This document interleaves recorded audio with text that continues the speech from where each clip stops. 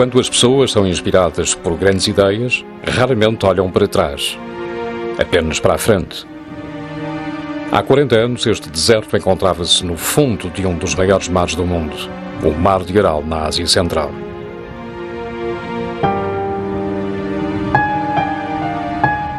Durante gerações, esta reserva gigantesca de água doce forneceu peixe a milhões de pessoas. Mas há mais de meio século, as autoridades começaram a colocar em prática uma visão monstruosa. A água do Mar de Aral iria transformar a interminável estepe desértica em campos de algodão. Rapidamente se tornou claro que o projeto iria acarretar graves consequências para o mar e para as comunidades circundantes. Mas na altura o entusiasmo pela conquista da natureza sobrepôs-se a toda a lógica. O preço do progresso, uma catástrofe previsível.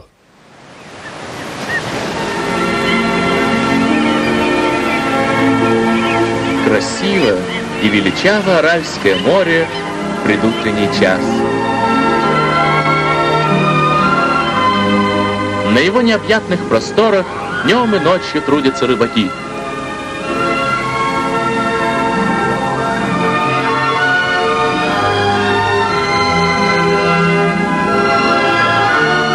Нынче Аральский бассейн получил первую рыбоморозильную баржу грузоподъемностью в 100 тонн.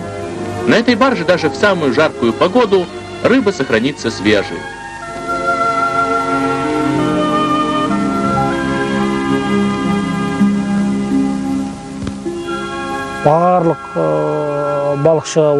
Nesta zona éramos todos pescadores.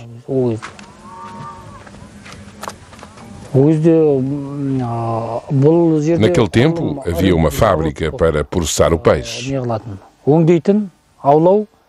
A sua capacidade de produção era de 40 a 50 toneladas por dia.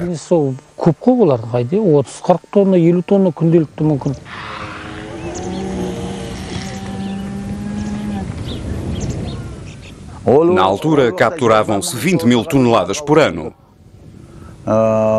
Existiam 19 quintas coletivas nas margens do Mar de Aral. Havia imenso peixe e excedíamos a cota em 150%, 200%. Havia esturjões que pesavam 60, 70 quilos. Apanhávamos muitas carpas e imensos peixes-gato de grande porte. Naquele tempo, a gordura das carpas na aldeia de Kamishlibash tinha 2 centímetros e as postas de peixe-gato derretiam-se nas mãos.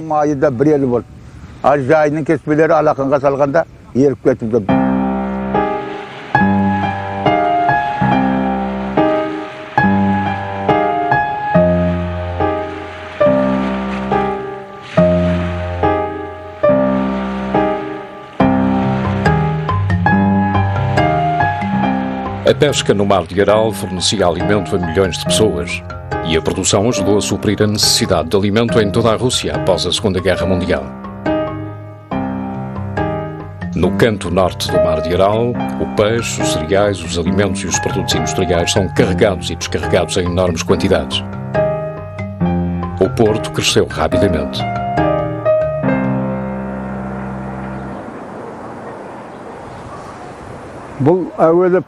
Isto já foi um porto. Comecei a trabalhar aqui em 1944. Atrás de mim temos o Kirov, um navio de passageiros para 200 pessoas. Naquela altura tínhamos 12 batelões.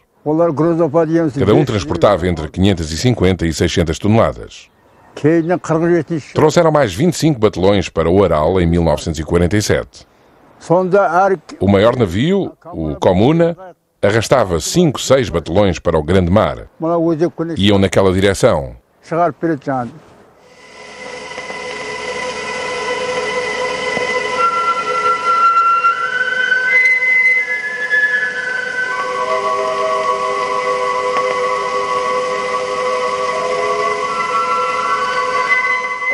A natureza do Aral era lindíssima. Havia uma praia na costa onde os turistas vindos de Moscovo, Leningrado e de outras partes da Rússia se concentravam para passar as férias e dormir em tendas. A água e o ar também eram puros naquele tempo.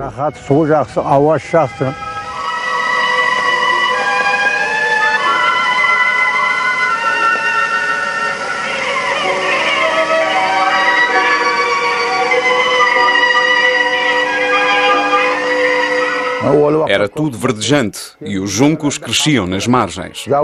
Chovia frequentemente.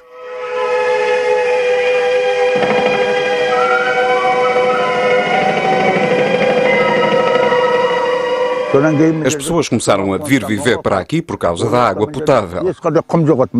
Naqueles dias havia 100 casas e não havia nenhuma duna.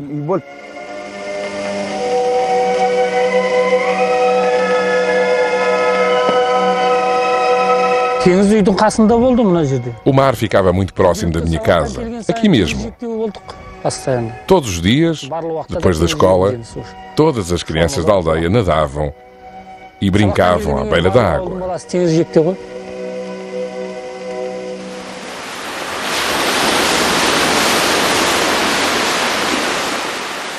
Outrora as pessoas diziam que o Mar de Aral era como um oásis em pleno deserto. Uma gigantesca reserva de água doce rodeada por quilómetros de estepes áridas. Durante gerações, as pessoas queriam cultivar este deserto de areia com água proveniente do Mar de Aral. Já em 1882, o geógrafo russo Voikov escreveu: a existência do Mar de Aral é a prova do nosso subdesenvolvimento e da nossa falta de capacidade para explorar tal quantidade de água. Após a Revolução Russa, a União Soviética preparou um grande plano. O deserto da Ásia Central iria ser cultivado em grande escala com a água dos dois grandes rios, o Amudarya e o Sirdarya, que abasteciam o Mar de Aral de água. Como disse um oficial de alta patente no Ministério Russo da Água, o Mar de Aral tem de morrer tal como um soldado em batalha.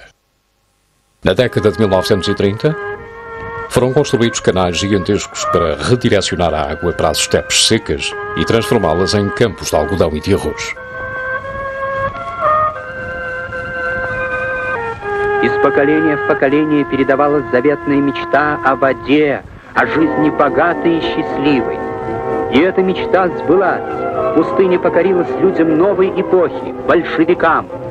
С именем Сталина радость пришла, с именем Сталина степь зацвела.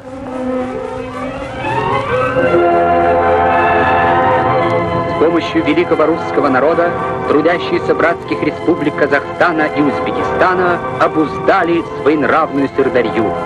Освоение голодной степи началось с первых дней установления советской власти. Громадное ирригационное строительство развернулось здесь в годы сталинских пятилеток.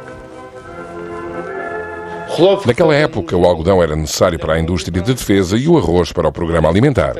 Eram tempos difíceis. E na altura Stalin decidiu resolver os problemas com uma só jogada, utilizando as margens do Sirdari e do Amudari como enormes plantações de algodão e de arroz.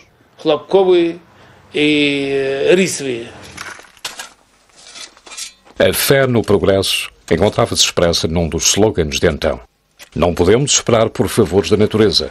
O nosso objetivo é obtê-los a partir dela. E o impacto da construção de canais e de sistemas de irrigação tornou-se rapidamente evidente.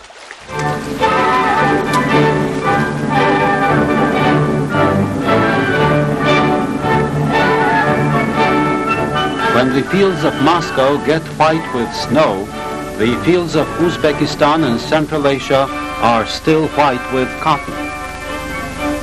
Delivery of cotton to the state is at its height. Such caravans can be seen all over this land of white gold, as cotton is called here.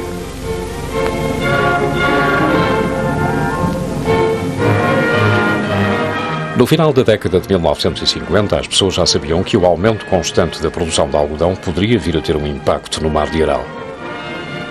Babaev, enquanto presidente da Academia de Ciências do Turcomenistão, disse no final da década de 1950: faço parte do grupo de cientistas que acredita que secar o Mar de Aral traz muito mais vantagens do que preservá-lo. O cultivo do algodão, por si só, cobrirá a perda da pesca e da indústria atualmente existentes no Mar de Aral.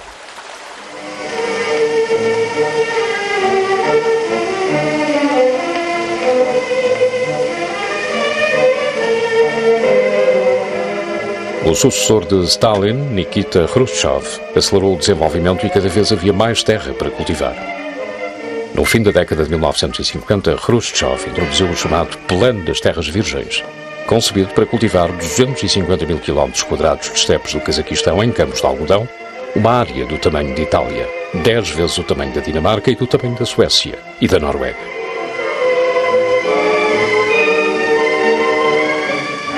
Khrushchev chegou e disse para não perdermos tempo com discussões, para usarmos a água que fosse precisa. Houve alguns cientistas que se opunham ao projeto, mas ninguém fez caso. Até Engels, o pai do marxismo, alertou há 150 anos. Ele disse: não devemos brincar com a natureza.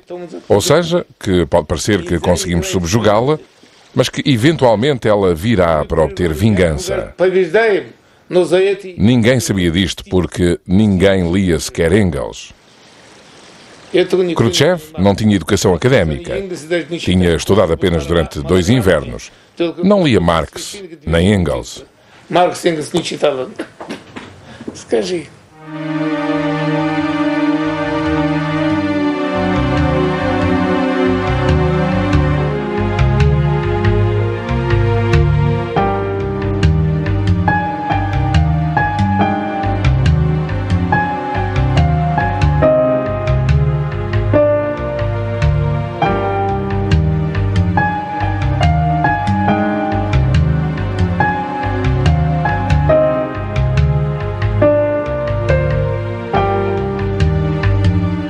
Foram precisos alguns anos para que a irrigação intensiva deixasse as suas marcas no Mar de Aral.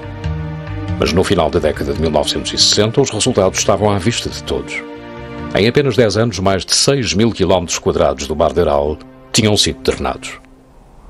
A redução intensiva do nível do Mar de Aral teve início em 1969 e tornou-se rapidamente perceptível quando o nível desceu 2 metros.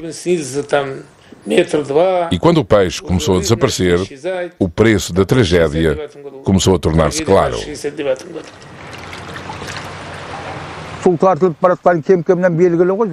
Reparámos que o mar recuava ano após ano. Víamos o peixe a morrer e a salinidade do mar a aumentar. Mas o que é que podíamos fazer? Nada. Não podíamos abandonar a nossa aldeia, os nossos pais, os nossos antepassados viveram e morreram aqui. Os pescadores são gente humilde. São como os peixes que se mantêm em silêncio na água. São raras as vezes em que os pescadores se envolvem em conflitos. Mesmo quando o peixe começou a morrer, mantiveram-se em silêncio. A produção de algodão continuou a crescer, assim como o consumo de água dos rios, que corriam para o Mar de Aral.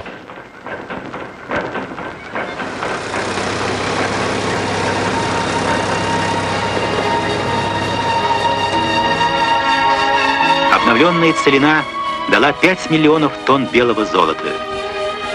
В 4 раза увеличилась промышленная продукция голодной степи, что во многом позволило выращивать здесь самый дешевый хлопок. Затраты, вложенные на освоение, давно уже окупились.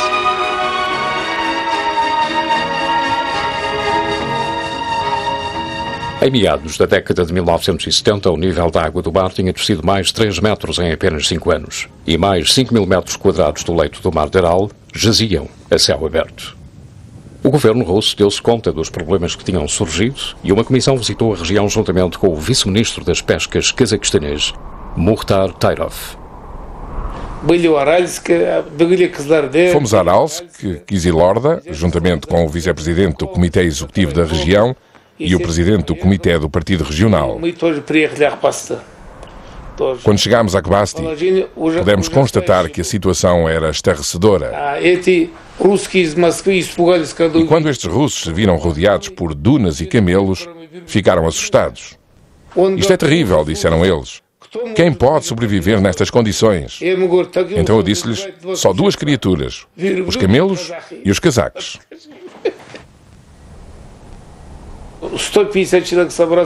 Havia cerca de 150 pessoas espalhadas pela rua. Os camaradas de Moscovo disseram: estamos muito preocupados com a vossa situação, mas não há outra solução senão realojá-los em regiões onde haja falta de pescadores e podemos ajudá-los financeiramente.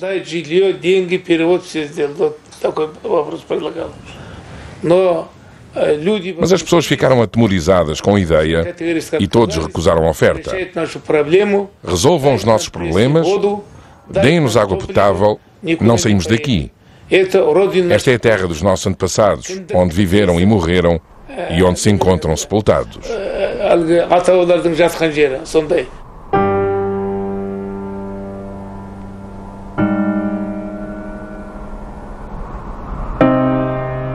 Mas à medida que as margens do Mar de Aral continuavam a recuar cada vez mais das aldeias, milhares de pessoas perceberam que não tinham outra escolha senão partirem. Metade da aldeia mudou-se entre 1976 e 1978 e parou tudo na região.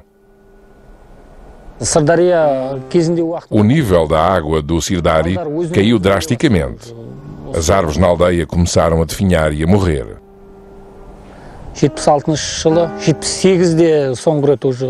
O nível do mar caiu abruptamente. A última vez que nadei nele foi em 1978.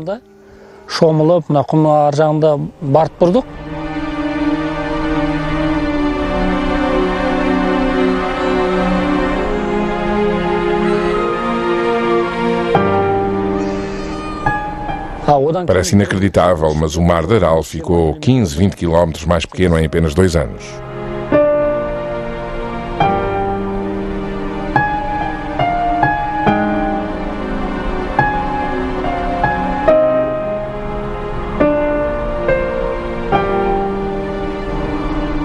No final da década de 1970, a pesca industrial terminou por completo.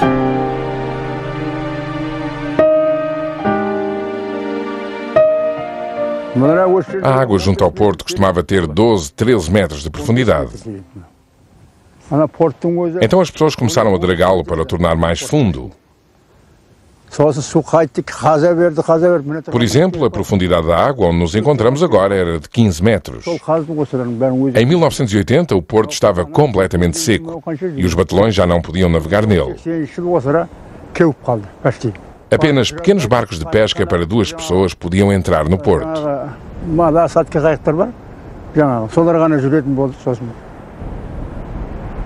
De modo a salvar a frota de pesca, alguns navios foram colocados numa baía a 50 km do porto de Aralsk. Mas esta tentativa de salvar os seus sustentos fracassou. Existia um lago fundo junto à aldeia de Jambul e foi para lá que os navios foram levados. Mas depois do nível do mar ter descido, já não podiam sair desse lago.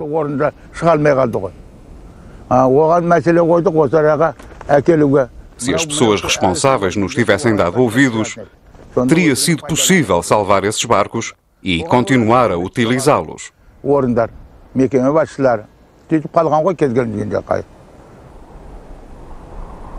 Foram nomeadas várias comissões para decidir o que fazer a fim de impedir que o Mar de Aral secasse, mas pouco foi feito. Para manter a moribunda indústria da pesca, foi trazido peixe de comboio a partir de zonas remotas, como o Mar Báltico e o Mar do Japão. Рыбоконсервный завод существует только для того, чтобы дать работу местным жителям. Эту мороженую рыбу везут с Атлантики, Дальнего Востока. Не надо думать о модернизации, санитарии. Сгодится и так.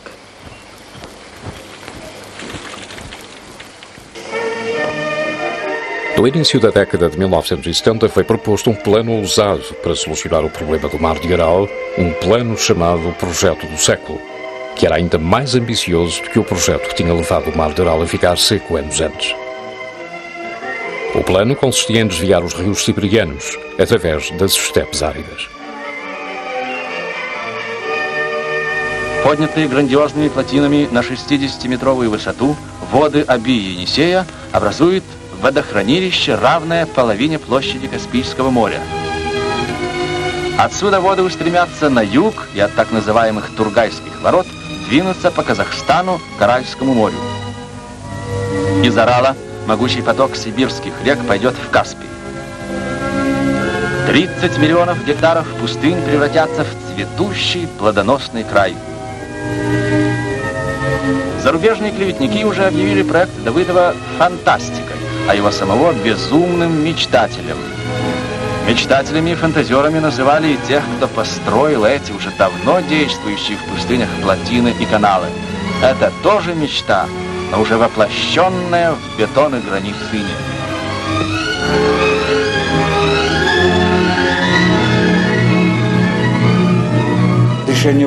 Quando houve um debate acerca da transferência dos rios siberianos, todos calaram sobre o Mar de Aral. Pensavam que a água vinda da Sibéria chegaria à região e voltaria a encher o Mar de Aral, restabelecendo-o. Todas estas discussões e euforias deitaram por terra todas as verdadeiras decisões que estavam a ser tomadas para solucionar o problema.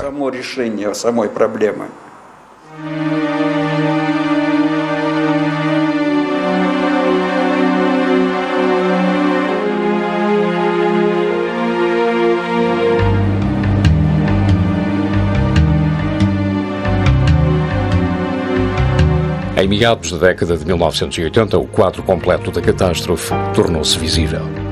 O nível da água desceu 14 metros e o mar tinha então apenas 1/3 do tamanho que tinha tido no início da década de 1960. O clima da região alterou-se e as frequentes tempestades sopravam pó e sal do mar seco, provocando problemas de saúde às pessoas. No período compreendido entre 1973 e 1988, o número de casos de febre tifoide aumentou 29 vezes e a taxa de mortalidade infantil também aumentou significativamente. A informação sobre a magnitude da catástrofe só chegou ao conhecimento público a quando da reforma política de Gorbachev, no final da década de 1980. Na mesma altura, o plano do século e o seu desvio dos rios siberianos para o Mar de Aral foi abandonado. Tornava-se claro que o governo soviético não podia nem iria salvar o Mar de Aral. Pela primeira vez, grupos de cientistas, escritores e representantes dos governos locais organizaram um protesto efetivo, sob intensa cobertura dos média.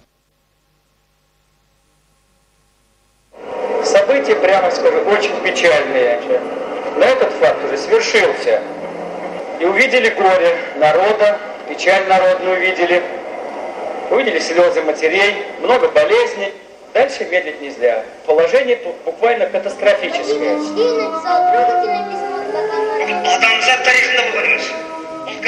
Num grande encontro em Aralsk, as pessoas expressaram a sua revolta, talvez pela primeira vez. Эта трагедия продолжается вот уже 20 лет. И никому нет дела до того, что с нами происходит. Я войну прошел, 40 лет от ран страдаю. Но эта новая беда кажется мне страшнее войны. Вокруг только смерть.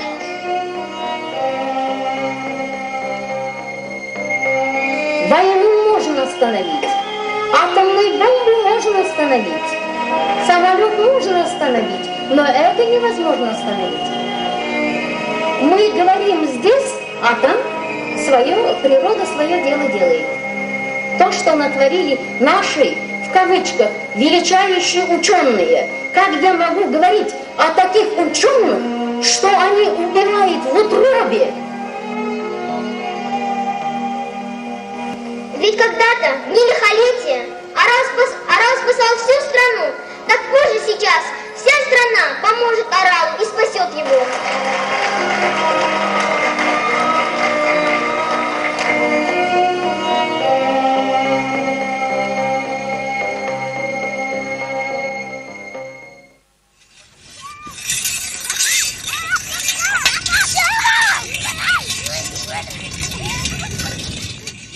Quando a União Soviética se desmembrou no início da década de 1990, a situação tornou-se ainda mais complicada. Havia agora 5 novas repúblicas para dividir as escassas reservas de água da região entre si e veio-se a revelar impossível chegar a um acordo para aumentar o fornecimento de água ao Mar de Aral. A água dos rios continua a ser utilizada para a produção de arroz e de algodão e os milhões que hoje vivem ao longo dos grandes rios estão totalmente dependentes da sua água. O antigo sonho de cultivar a estepe desértica tornou-se realidade às custas do Mar de Aral. Uma decisão totalmente irreversível.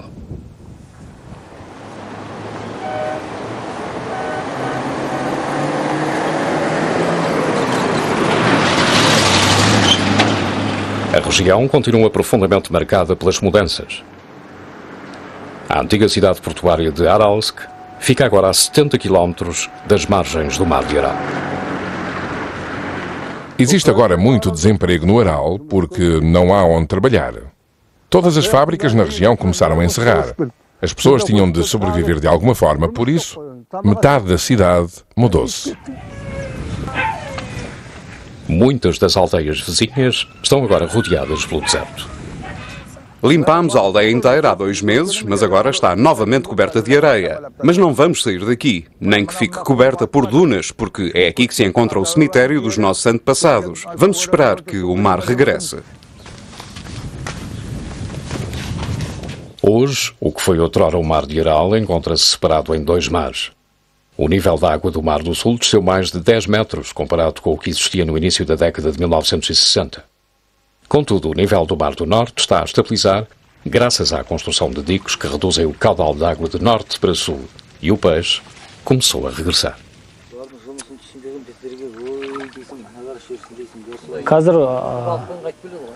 Hoje apanhámos cerca de 700 quilos de peixe, ganhando $20 por pessoa. Não é assim todos os dias. Depende do tempo. Se o tempo estiver bom, a nossa pescaria também será boa.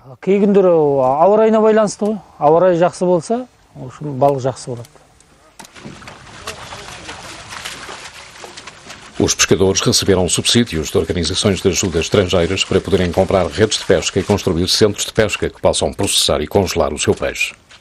O Banco Mundial também financiou a construção de uma grande barragem que irá aumentar o nível da água em mais 4 metros.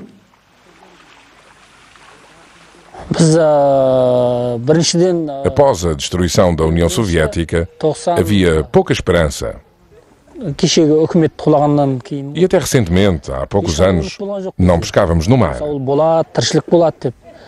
que nos deu esperança foi a construção do grande dique entre o grande e o pequeno Mar de Aral. Não sei como será o futuro, mas de momento as pessoas têm vontade de viver.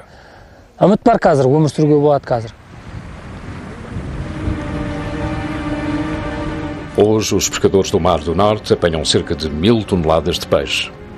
Não chega a 5% do que apanhavam na década de 1960. Na parte sul, a catástrofe é definitiva. O nível da água continua a descer e estima-se que o mar desaparecerá por completo dentro de 15 anos.